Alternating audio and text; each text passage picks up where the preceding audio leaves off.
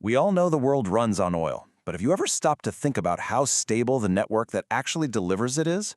Well, today we're diving into a new research paper that maps out the hidden vulnerabilities in the global oil trade, and what it reveals, it's a lot more fragile than you might think.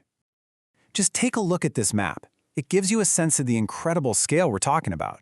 It's really like a circulatory system for the global economy, with these massive arteries of oil flowing between continents. You can see these huge flows coming out of the Middle East and Russia, feeding the industrial engines of Asia and Europe. I mean, this is the system that powers our modern world. It looks impressive, for sure, but it raises a huge question. How fragile is this whole system really? What happens if one of these major arteries gets blocked, or a key hub just suddenly goes offline? That's the core question this research wanted to answer. Okay, so first up, let's get a clearer picture of this world oil web. Because to really understand its weaknesses, we first have to appreciate the fundamental challenge that created this system in the first place. The basic issue is actually pretty simple. The places with the most oil aren't always the places that use the most oil. There's this huge spatial imbalance. All the major production is concentrated in places like the Middle East, while the biggest consumers are over in the Asia-Pacific, Europe, and North America. And that gap is what created the need for this gigantic globe-spanning trade network. So, how on earth do you measure something as complex as the fragility of a global network? Well, the researchers developed a couple of really clever new tools to do just that, to find all the hidden weak spots.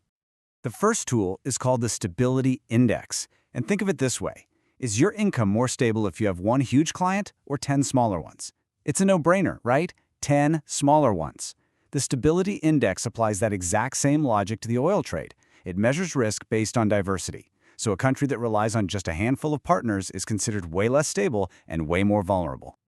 The second tool is the Effective Share Index. Now, this one's a bit different. It doesn't just measure how much oil a country trades, it also measures its importance to its neighbors. It kind of asks, if you suddenly just plucked this country out of the network, how much would that mess up the flow of oil for everyone else it trades with? So it's really a measure of influence and how much chaos you could cause. Okay, so let's put these two ideas side by side, just to make it crystal clear. The Stability Index asks, how risky is your own position? It's all about diversification, and a lower score is actually better. It means you're more stable. The Effective Share Index, on the other hand, asks, how much do you matter to the rest of the network? This is all about impact, and here, a higher score means you're a much more significant player. One is about your vulnerability, the other is about your importance. Now, this is where it gets really interesting. The researchers took these tools and applied them to the real world.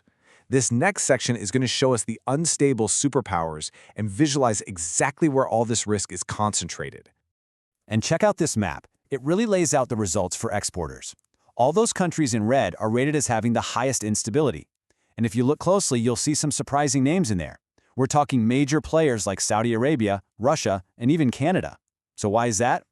Well, because while they export enormous amounts of oil, that volume is super concentrated, going to a pretty small number of big partners, and that makes them highly vulnerable if one of those key customers has a problem. Okay, now let's flip it around to the import side, and we see a very similar pattern. The world's biggest consumers, the USA, China, India, and a lot of Europe, they're also lit up in red. Their economies depend on these massive quantities of imported oil, but that supply comes from a really concentrated group of producers, which makes them just as vulnerable to supply shocks. All right, so that was instability. Now let's look at importance, using that Effective Share Index. This map here shows the results for importers. And the dark brown areas, well, they represent the most critical demand hubs on the entire planet. It's probably no surprise to see the USA, China, and Western Europe highlighted. These are the countries whose decisions can send shockwaves through the whole global network. They matter a lot. And on the export side, we see the supply-side power players. Again, the major producers like Russia and Saudi Arabia have a very high effective share. But what's also really interesting here is that countries near strategic oil choke points also get a high score. Just their location gives them an outsized impact on how the network functions. These are the countries most critical to keeping the oil flowing. So, we have these two key ideas. Instability, which is a country's own risk, and effective share, its importance to the network. The truly critical insight, the real aha moment, comes when you put them together. That's how we find the real danger zone. So the crucial point is this. The greatest risk to the global system isn't just a country that's unstable or a country that's important. It's a country that is both. When high instability meets high effective share, that's where we find the network's most critical vulnerabilities. To visualize this, the researchers created this matrix. On the horizontal axis, you've got instability. Low on the left, high on the right. On the vertical axis, you have effective share. Low at the bottom, high at the top. This creates 4 quadrants, and that top right quadrant, that's the danger zone. These are the countries that have both a high impact on the network and a high level of their own instability. They are the biggest risks, period. So who's actually in that danger zone? This table just lays it all out. On the import side, it's the world's biggest economies. China, the USA, India, Germany. They are critical to the network, but also highly dependent. And on the export side, it's a who's who of major producers, many in geopolitically sensitive regions: Saudi Arabia, Russia, Iraq, Iran, Venezuela. According to this research, these are the countries whose potential shocks pose the single biggest threat to the entire system. So, given this pretty sobering map of risk, what's the solution? Well, the paper is very clear on its core policy recommendation. Diversification is absolutely key. This quote from the study really gets right to the heart of it. To ensure energy security, oil importing countries have to diversify their sources. It's a direct call to reduce that concentration of risk we saw in all those maps. And you know, this isn't just a one-way street. Diversification benefits everybody. For importers, it means you're not held hostage by a single supplier, which gives you better leverage on price and protects you from disruptions. For exporters, it means you're not overly reliant on 1 or 2 big customers.